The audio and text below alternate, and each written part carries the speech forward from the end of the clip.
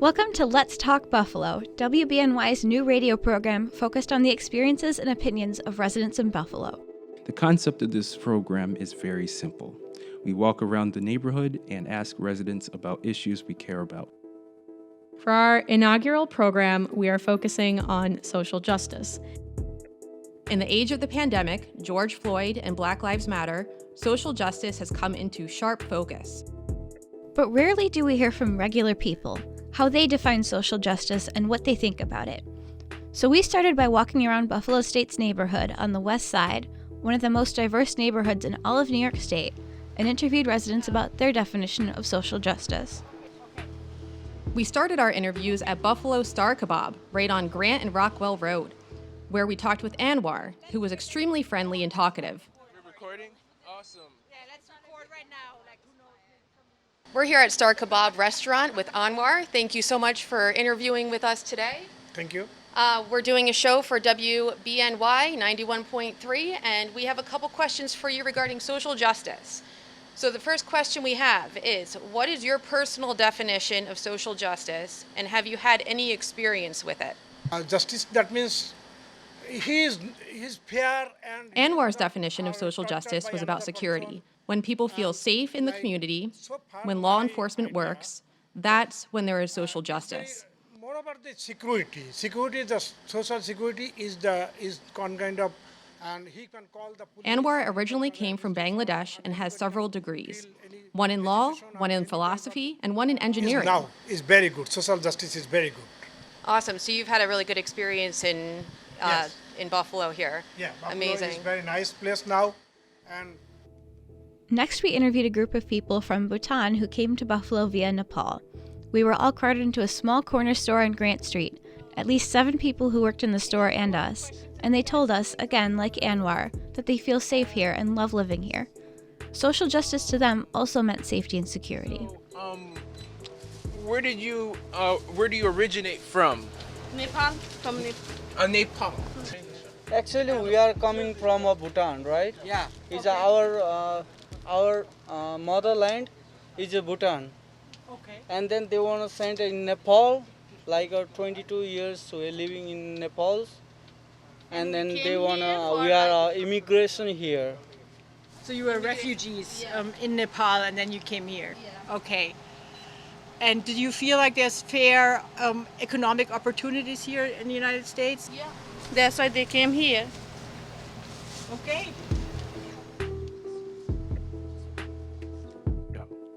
So, for the record, what is your name and where are we today? My name is Christy, and we're here at Rust Belt Books on Grant Street.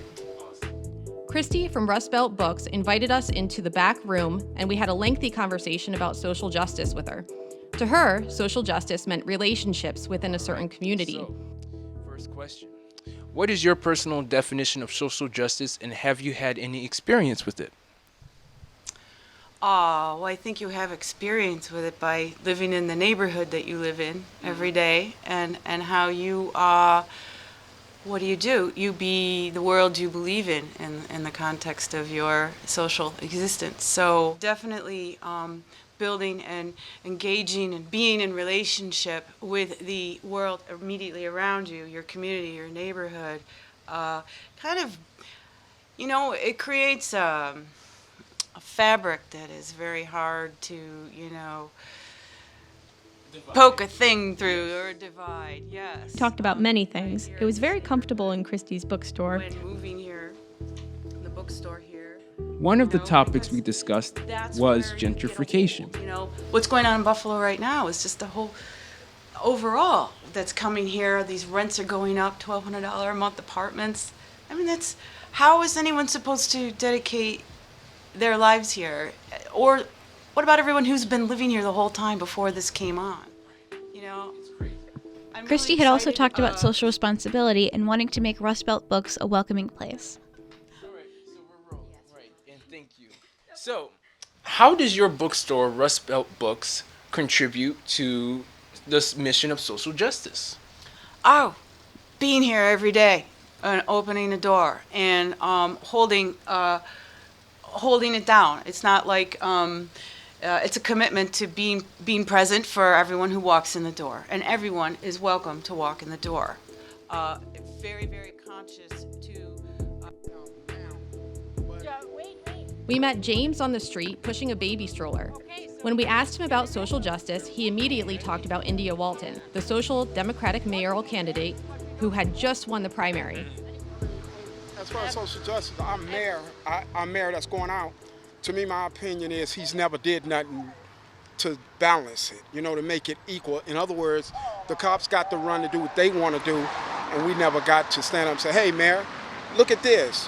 When are you going to shake them down and show them that we want justice too? We don't get it. We go to certain jobs, we can't get to certain jobs. They'll tell us you're overqualified. How can we be overqualified to do a simple job? Yeah. But we don't hear our mayor saying nothing. That's why, in my point, I'm glad he's going out. I'm glad we got a socialist. For James, social justice had a lot to do with police violence. How do you define social justice? Is it all related to police especially? To me, it is. I figure if we had a better police, we'll have better people in the community. But right now, we don't have that because everybody figuring I got to just stand for me and mine, or I got to stand for these people. I'm not going to stand together with y'all. But now it seems to be pulling us closer. But every time we hear a cop done shot another, black man done got beat up, Spanish man done got, what do we do? Who's speaking for us? Nobody. We have nobody to speak for us. There's nobody saying, hey, stop.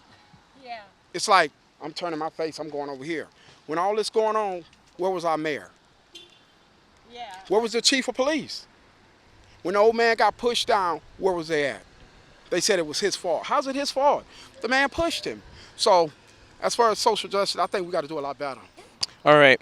So, for the record, what is your name? My name is Elijah Person.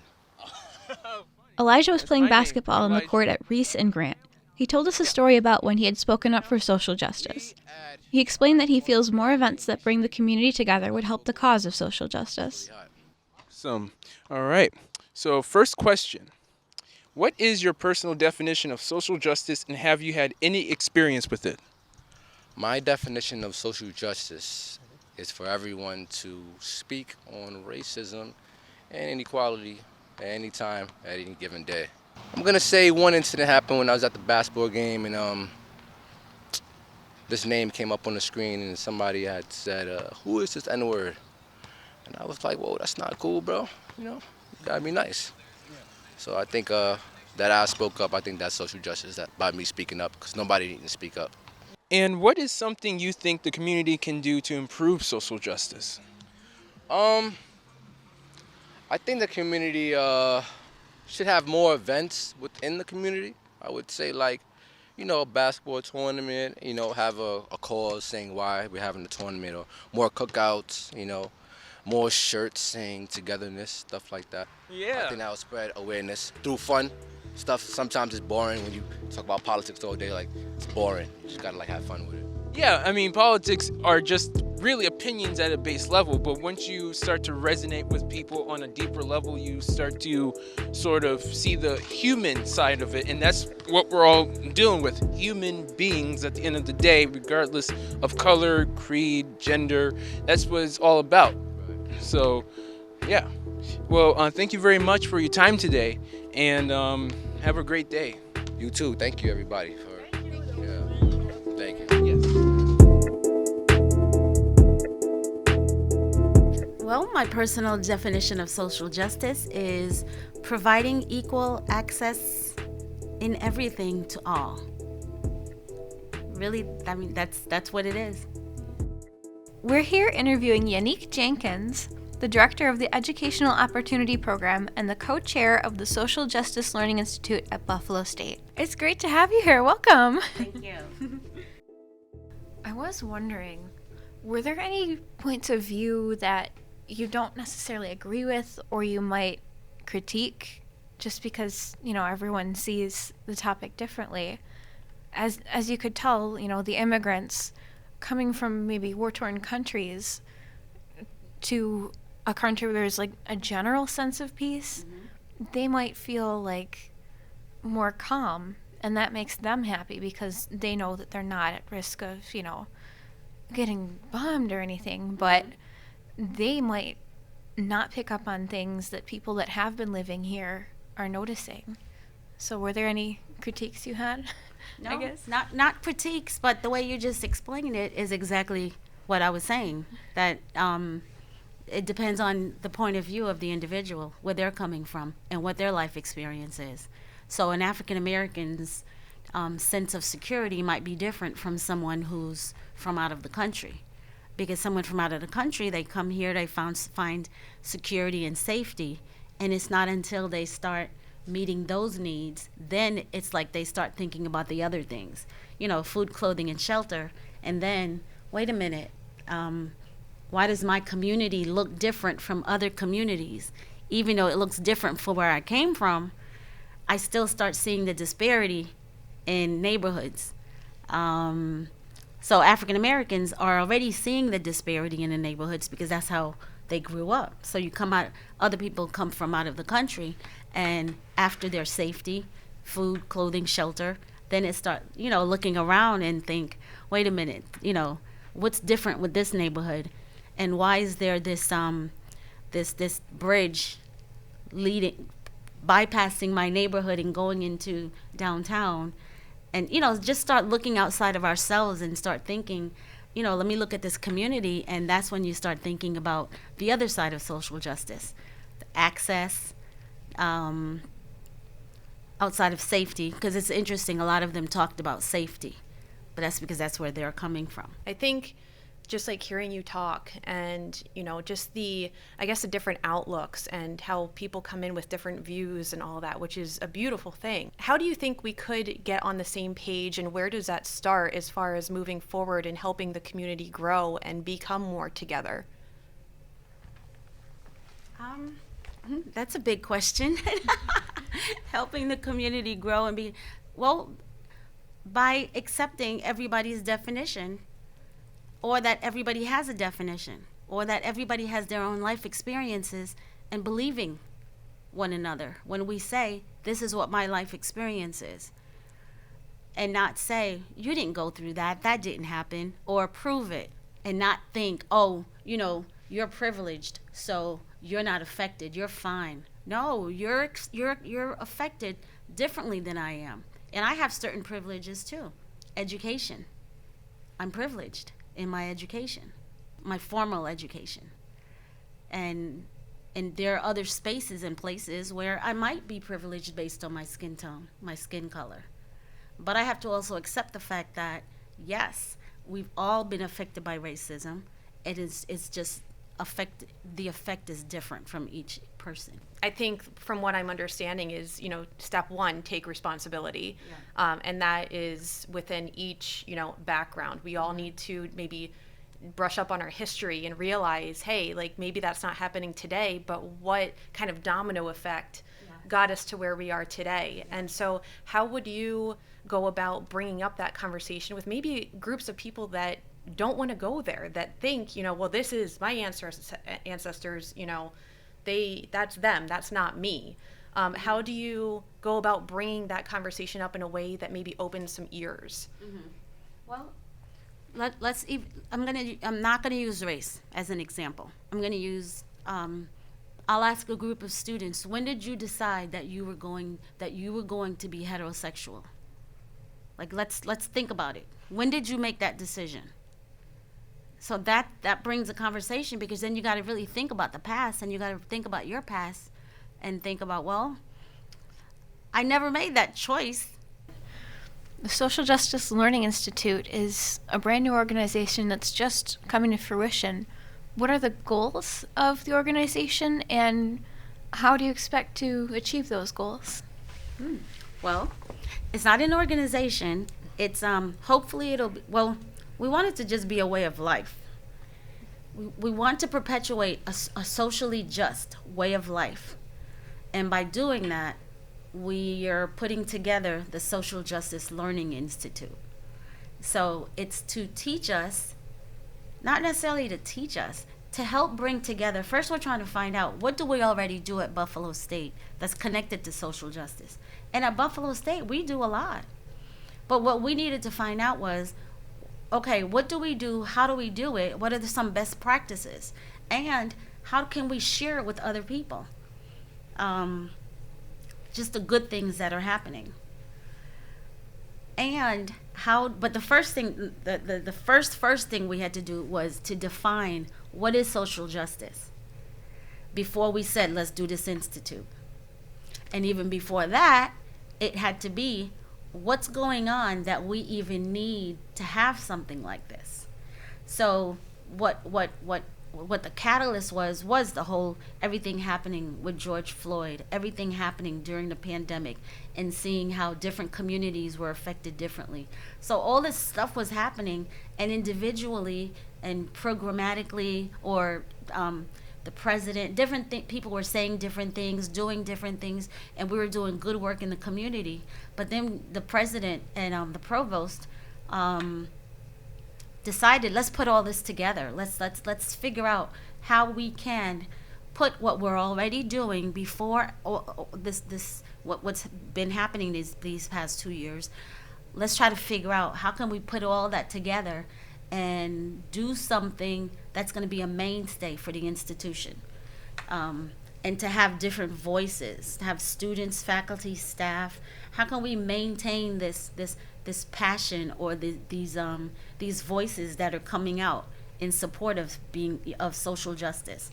So then that's when they asked us to facilitate, Laura Raub Hill and Jonathan Hilbert and myself, to facilitate a committee of 30-something people to say, we have these ideas, and we don't necessarily know specifically how we're going to do it, but we want you to find out from the community how we should do it, what should happen, why we should do it. So it's nothing in place that we're saying, we have the answers and this institute is going to be the answer for everything.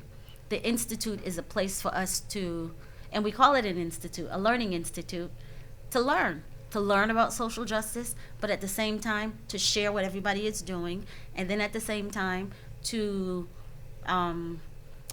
be a resource for what people are doing, a place to help advocate, help students learn to advocate for themselves, help them to be empowered, a place for them to learn that, you know what, this is your institution and your voice matters. And the same thing for faculty and staff. Yeah, you're a professional and you're working here, but you're going through some things too. And this is your institution, your voice matters, and your voices are better heard when we come together. So the institute, we want it to be a place of that's active, full of activity, full of learning, full of teaching. And we also knew we couldn't do this without the community, the outside community. So, and that was really one of the toughest parts of putting all this together, is trying to figure out, okay, we're not saviors of the West Side, right? We're not saviors, and we're not social justice, experts. But we can't do this unless we work with the people who are outside, because there are experts out there, and there are people out there who are going through. Buffalo State is a microcosm of society. So what we're going through at Buff State, they're going through out there in the community, out there in the world. So before we even think about the world, we have to think about Grant Street. So we're part of that community. So what do we bring to the community? What do we take from the community? And how can we do that reciprocally? How can we work together to try to figure this whole thing out?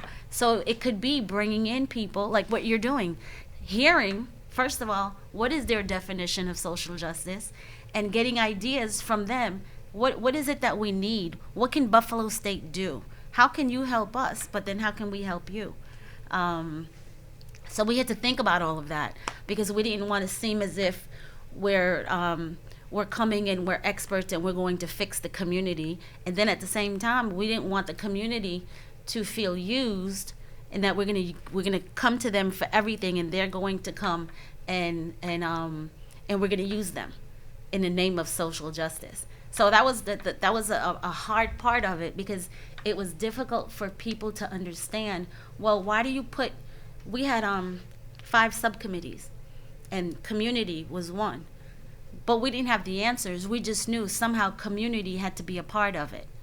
And a lot of people didn't understand that part because they thought, well, oh, now Buffalo State wants to go out into the community and be experts. No, we don't. We want to learn. Oh, now Buff State wants to take from the community. So it's we had to do it. It was a whole we had to the whole nuance. It was just it's still just trying to understand what it is we're trying to do with the community, for the community, and how we're trying to utilize the community to come in and help our students. I mean, you are also the community. It's not like you are not the community. Just because we're Buff State, we're not part of the community. That's right. But not everybody believes that. Because some people come and we work at Buff State, and then we go to our suburban homes. Or we go to school at Buffalo State and we commute elsewhere. We go to school at Buffalo State and we live in New York City. So New York City is our community. But then students forget, you're here for 4 to 5 years. This better be your community, because you're more likely to succeed if you say, this is my place, I'm going to own it, and I'm going to look around me. And then what happens is then you can take it back home to New York City, or maybe you might decide to stay. And a lot of us decide to stay. I'm originally from Haiti, grew up in Spring Valley, New York, went to school at Brockport, and stayed in Rochester, Western New York, and I've been here ever since. So that happens a lot too. So it's important for our students to connect to the community, because for 4 or 5 years, this is your community, this is your family.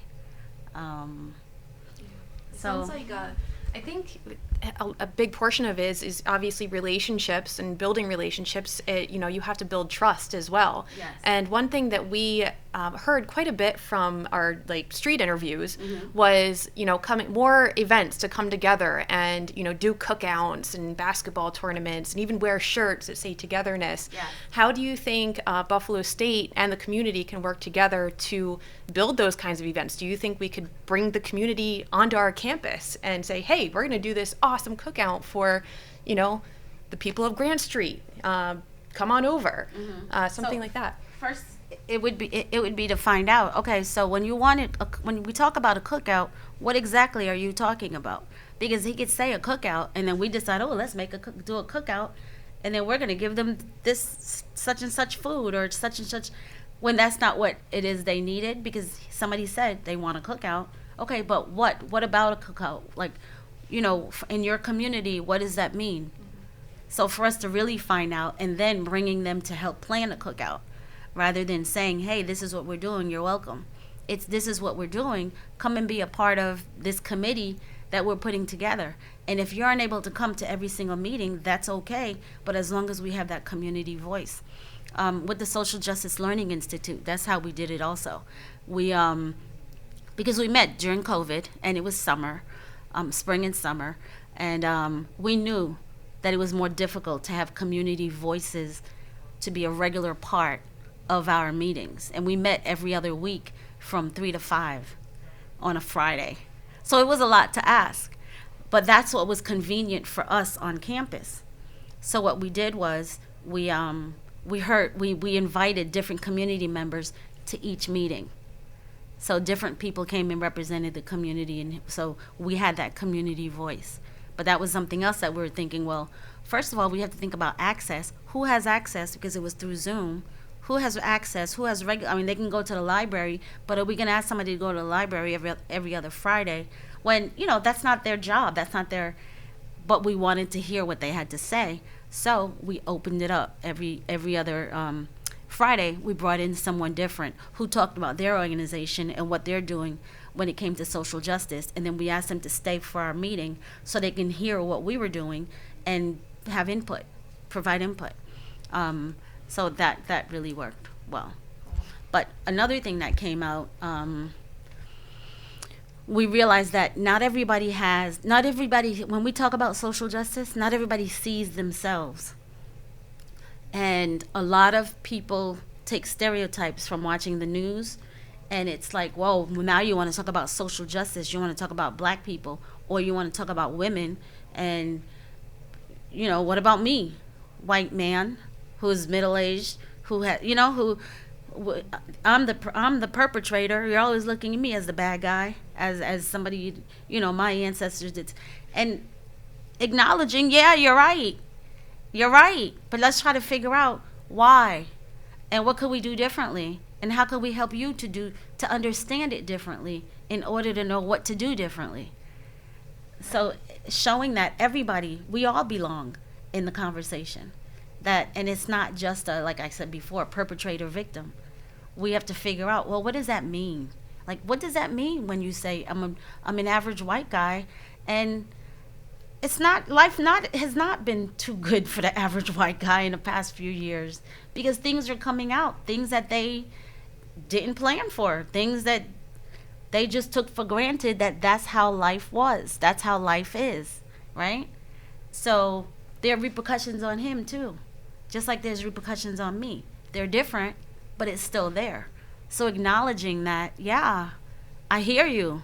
I feel like so much in our society is about just putting on blaming people. And that's the kind of thinking that we're really being taught, and the politicians are doing that a lot. And I think, to me, like a place like the Social Justice Learning Institute is a place where you actually don't blame individuals, but think about it in a systemic way, yes, which kind of is liberating, because then you don't have to walk around blaming, individuals for stuff that went wrong. I don't know. Yeah, and especially stuff that went wrong that you didn't do. But if you don't acknowledge that it affected you, what you didn't do, but your parents, they did, and it affected you. Like, that's why you have this home out in Eden, right? Because your parents' were allowed to buy those homes, and they were given the GI Bill, they were given the loans. But my parents' weren't allowed to do that, because we weren't allowed to live certain places. And if we wanted that loan, we had to live elsewhere. So unless we take the time to really think about, well, what are the repercussions? It's easier for me to just say, well, my parents worked hard and your parents obviously didn't. My parents, we pulled up ourselves by our bootstraps, and yours didn't. Well, I just want to say thank you so much for interviewing with us and answering these questions. I know that it's really important to listen to, each and every voice, and just, having an idea of, or a better understanding, I guess, of what social justice is, and how everybody can contribute and, make positive changes in this world. So thank you very much for that. I appreciate you asking me. Thank you. Make sure to check out the Social Justice Learning Institute at suny.buffalostate.edu/social-justice.